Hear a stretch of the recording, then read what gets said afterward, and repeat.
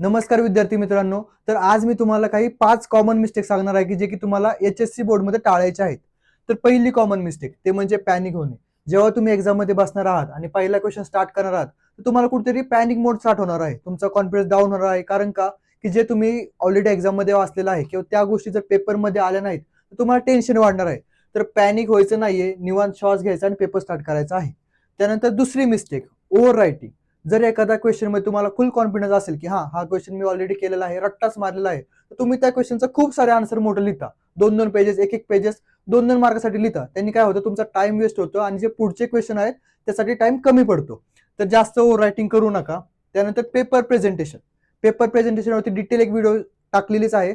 तरी तुम्ही पेपर लिहिताना नीट हँडरायटिंग असले पाहिजे तुमचे, क्वेश्चन नंबर डिटेलिंग असला पाहिजे, नवीन सेक्शन नवीन पेजवरती स्टार्ट केला पाहिजे. हे झालं मिस्टेक नंबर 4. त्यानंतर टाइम मिसमॅनेजमेंट. मिसमॅनेजमेंट कधी होतं की एखाद्या क्वेश्चनला तुम्ही अर्धा तास देऊन टाकला आणि पुढचे काही 3-4 क्वेश्चन तुमचे राहून गेले. तर व्यवस्थित टाइम मॅनेजमेंट असलं पाहिजे. कोणत्याही सेक्शनला किती टाइम द्यायचा हे तुम्ही ॲक्युरेट बघितलं पाहिजे. त्यासाठी तुम्ही आधीच काही सॅम्पल पेपर ट्राय करा. आपल्या टेलिग्राम चॅनलवर तुम्हाला सॅम्पल पेपर मिळून जातील. त्यानंतर 5वी मिस्टर पेपर डिस्कशन. म्हणजे जर उद्या तुमचा इंग्लिशचा पेपर झाला, तुम्ही तुमच्या मित्रमैत्रिणीशी डिस्कस करत बसता की हा माझा पेपर हा गेला, हे माझं चुकलं. त्यांनी काय होतं बघा, टेन्शन येतं पुढच्या पेपरमुळे. त्यामुळे जो पेपर झाला तो तिथं सोडून द्या. नेक्स्ट पेपरची तयारी करा. थँक्यू.